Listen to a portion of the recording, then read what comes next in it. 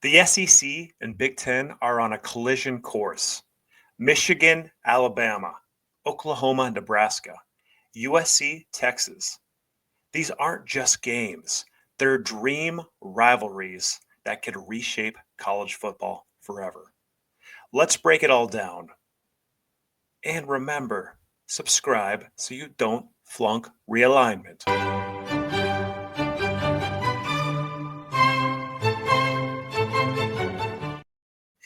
SEC versus Big Ten, the next great rivalries. I am the professor, the WildUte, and I have adjunct professor, my partner, Moen. What's up, Moen? How you doing today? Doing well, you. Great weekend of college football. I am beyond hyped. So hyped. College football's back, and this is going to be a treat. We're talking about the next great rivalries. We're going to be talking about 8 rivalries that the SEC and the Big Ten can form when they start playing each other more. Now that the SEC is going to 9 conference games, the SEC will play the Big Ten more, and some of these will be the biggest games on the docket per college football season. Let's freaking get into it right now, Moen. Starting out with the first one. Huge. Alabama Crimson Tide, Michigan Wolverines, the Dynasty Duel. What can you tell us about the Dynasty Duel? Well, look, we're starting right out the bat. This is a heavyweight fight. This is 15 rounds of slugging. You've got the team from the SEC that's won the most national championships, the Alabama Crimson Tide, going up against the Big Ten team with the most national championships, the Michigan Wolverines. Guys, between both of these schools, they have 30 claimed national championships, 12 for Michigan, 18 for Alabama. They don't get bigger than this. Michigan currently leads the series between the two. Michigan does have the advantage. They've got 4 wins to 3 losses. Both of these are considered the bluest of blue bloods in college football. This is one where you don't even have an argument when it comes to college football blue bloods. Their connection outside of football in the early 20th century, iron from Birmingham made its way up north, as did hundreds of thousands of Alabamians from Birmingham, bringing along with them blues, barbecue, and their football culture. So some very interesting things there. Trophy games. We're going to give these guys trophies because everybody loves trophies. Gotta love trophy games. And for the Dynasty Duel, what do you get? You get the Legacy Ledger, cast in bronze. On the left-hand side, you've got Michigan with all their claimed national championships. On the right-hand side, Alabama with all their claimed national championships. And oh yes, we will make sure we leave room on there for future national championships.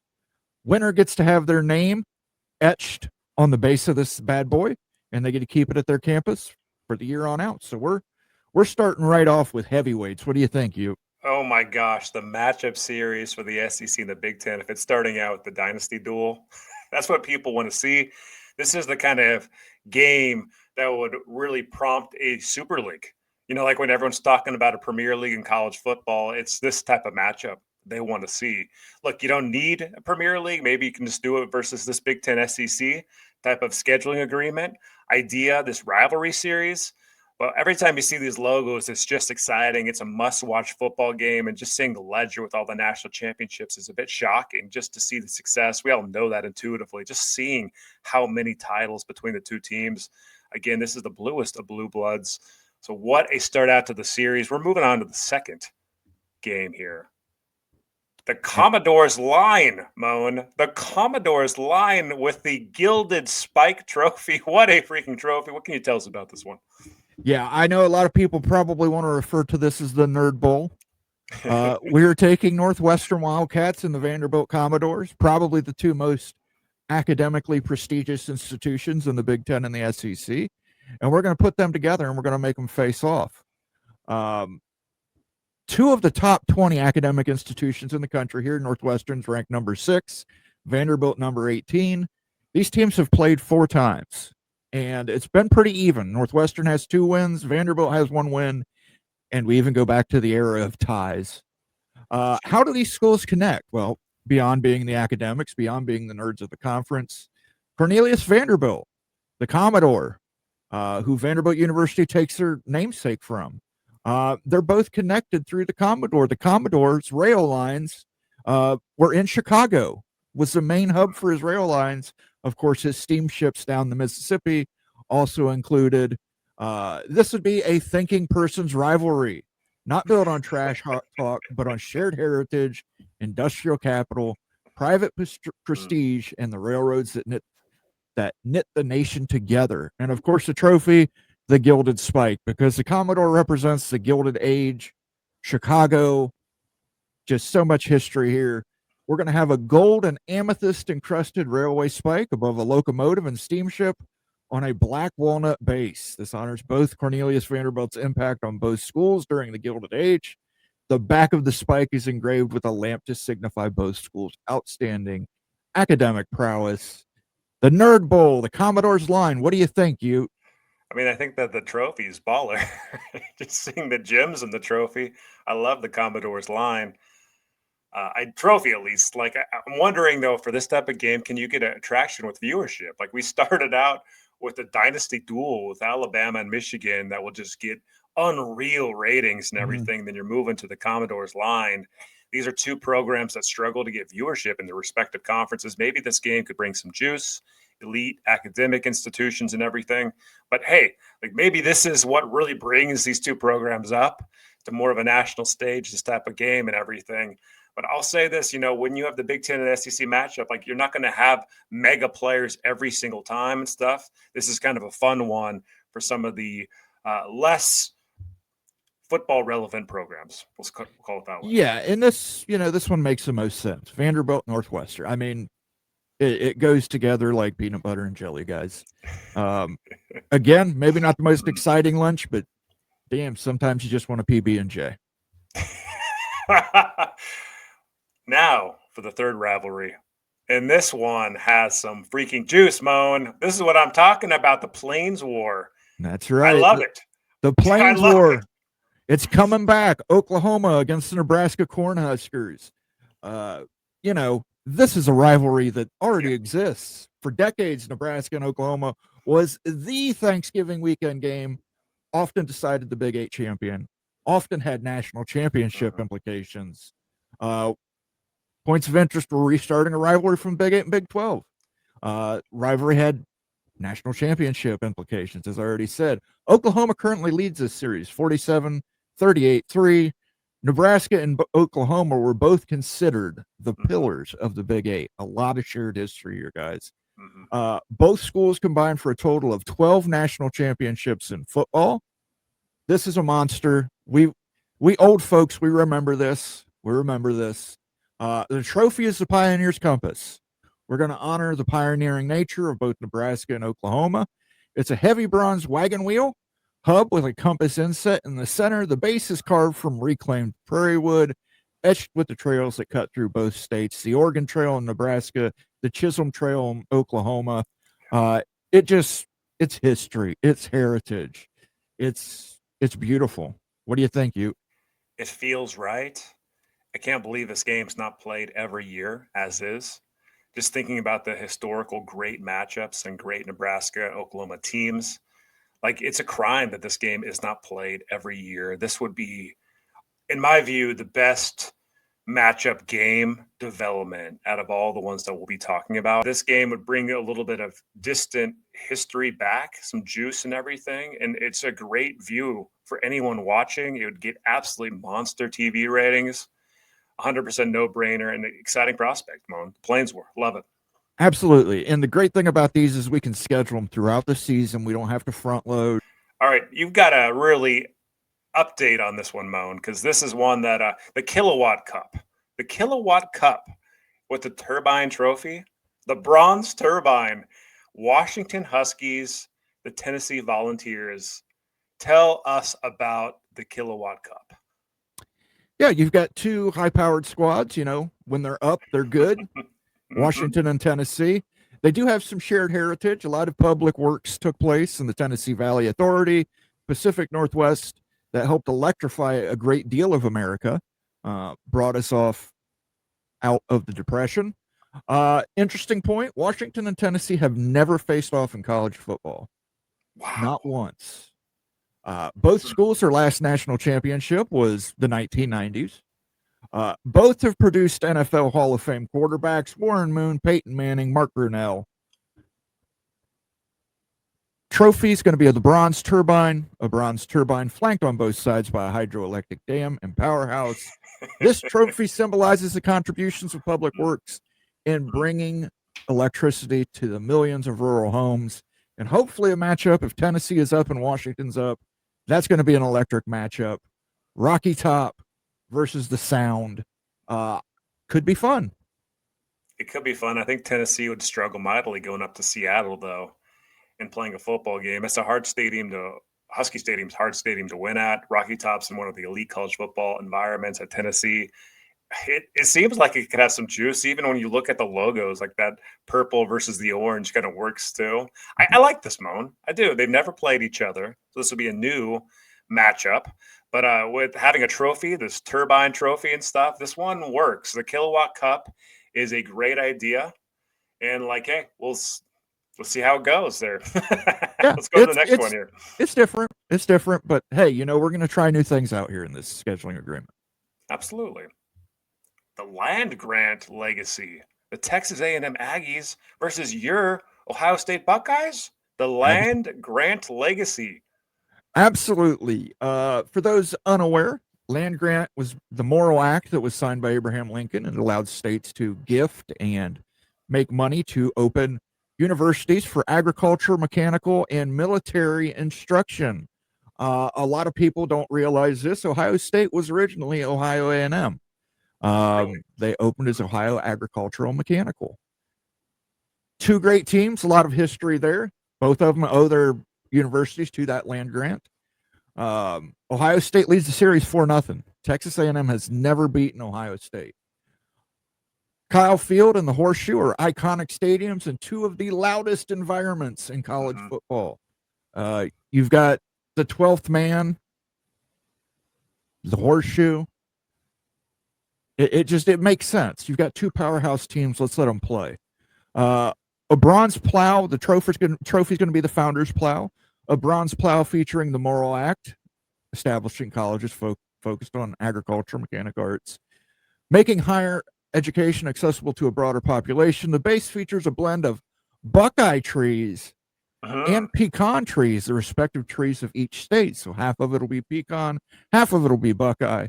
There'll be a plow in the middle with the Moral Act on it. This is another one. This is interesting. I think this is fun. You come up with some new rivalries here. Texas A&M versus Ohio A&M. Let's get it on. What do you think, you?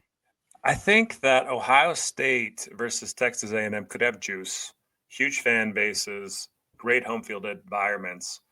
With Ohio State, though, I'm a bit surprised that you didn't choose the Texas Longhorns to be the rival of Ohio State. Like, what's the reasoning, I guess, for the Texas A&M Aggies versus the Longhorns versus Ohio State?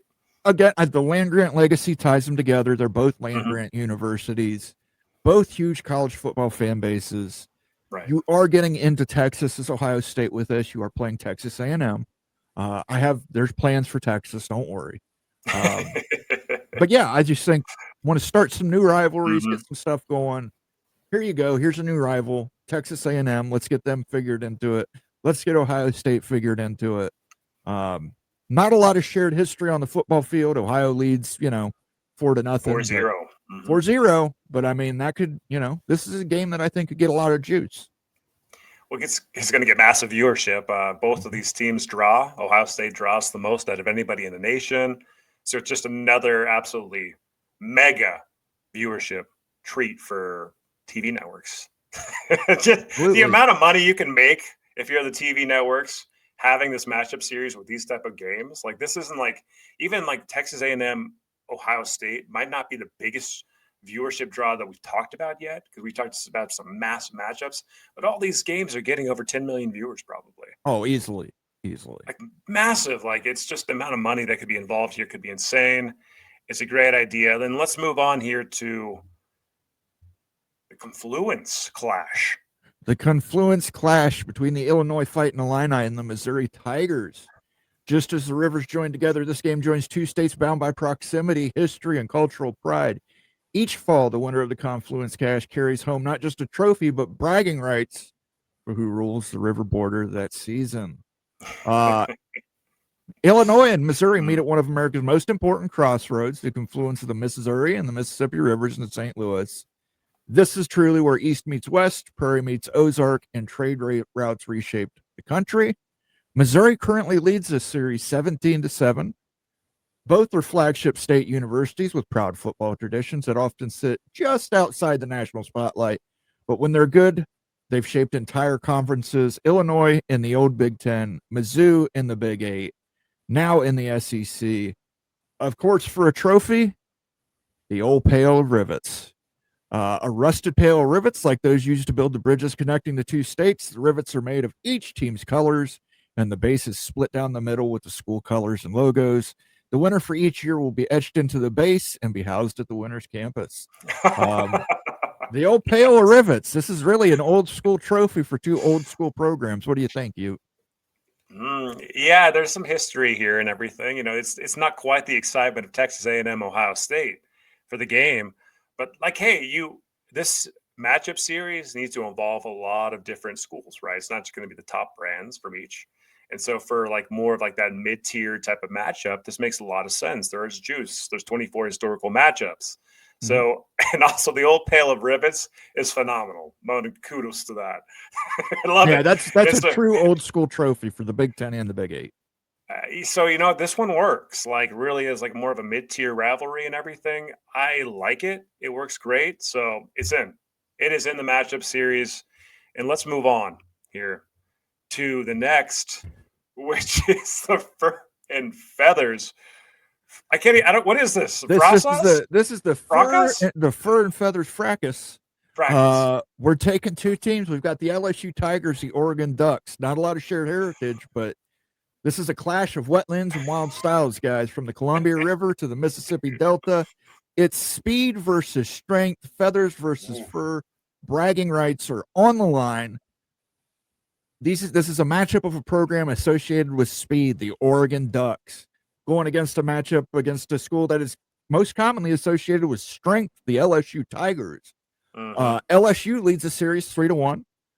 Both schools are perennial national championship contenders. Both areas are known for their freshwater wildlife and cuisine. Of course, this trophy got a little cartoonish with this one. This is the Dust Up Cup. Oh, yeah. A bronze cup with both mascots fighting in cartoon style, cloud on the top. The winner each year will have their name and the game score inscribed on the cup. This is another one of those new ones. There's not a lot of shared history here, but this could be fun. The Oregon Ducks against the LSU Tigers. Death Valley versus Autzen Stadium. What do you think, you? Man, this is a masterpiece, Moen. Like, this just fits. There might not be a lot of history there, but these two teams, like LSU's known for speed too, right? Like historically. So these some of the best home field environments in the nation with Autzen and Death Valley. Oh my gosh. Like, I think that you found something here. Like, this is a type of like top-notch matchup that would just get viewership madness. Seriously. And it'd be great viewership products. Like, even just the uniform combos versus each other. Yes. Everything works with this. Like, this is a genius level matchup and everything for this series. And like, this isn't one that would come to mind immediately for me, but then like when you're thinking about this, it just works and stuff. This is like heaven for like a TV network to put out there and like for a viewership product for all of us. So speed, strength, they're going to be in contention for national championships, like you said it, and everything, and just fun, loud, insane environments with good fan bases. Well done. Yeah, really well done. Good old fashioned fight. That's what you want. Absolutely. So then we're moving on. Whoa. The Western Front, the old national championship. But that's about, when was the national championship between USC and Texas? The 2006 Rose Bowl. The 2006 Rose Bowl. And we've mentioned that, but this is the Western Front. This is two teams defending their vision of the West. You have the Texas Longhorns. You've got the USC Trojans. You've got Hollywood versus the Heartland. You've got movie stars versus Lone Stars. This is two iconic titans of college football here. The USC Trojans, the Texas Longhorns. USC has 11 national championships and 7 Heisman Trophy winners. Texas has 4 Natties and 2 Heisman Trophy winners. USC currently leads the series 5-2, but as we mentioned, played in what often considered the greatest game ever played, the 2006 Rose Bowl. course, we all remember Vince Young on fourth down as time ran out. This is a collision of dynasties, culture, styles, and legends, both on the sidelines and on the gridiron. And for a trophy, we've got the Laurel and the Lariat. The hills of Hollywood and the plains of the Lone Star State, featuring a Trojan victory laurel against the Texas Lariat cast in steel and silver. This is what we were saving the Texas Longhorns for you. Still early enough, we can all remember that 2006 Rose Bowl game, just a classic game. One of the top 10 games, certainly, in the entire sport. Let's renew this rivalry. The Trojans are likely going to stop playing Notre Dame. How do we solve that? We start them playing the Texas Longhorns. Wow. Well done again, Moen. Like, you really put something together here that works.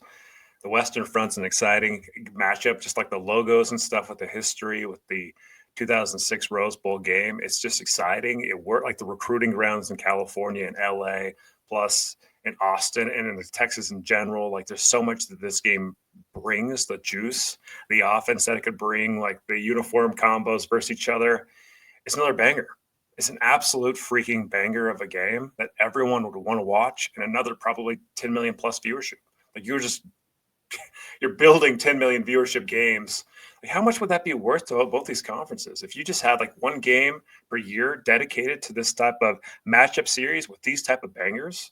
Oh my gosh. And like I said, the great thing is you don't have to front load the schedule. Yeah. You can put Texas USC week 6 as a primetime game, and it's going to be a huge number. This is huge for both conferences, both their media partners, because these are going to rotate. 1 year ESPN will have this matchup, 1 year NBC might have this matchup. So I think this is just great. Two blue blood programs, two very different versions. They're both Western schools, but it's different versions of the West. You got Hollywood, Southern California. You got the plains of Texas, the heartland of America. I just think this game, this is another one of those peanut butter and jelly games. They just go together. It makes sense. It does make sense. Like, let's talk about final thoughts too. So, two things, Moen. So, Florida and Georgia.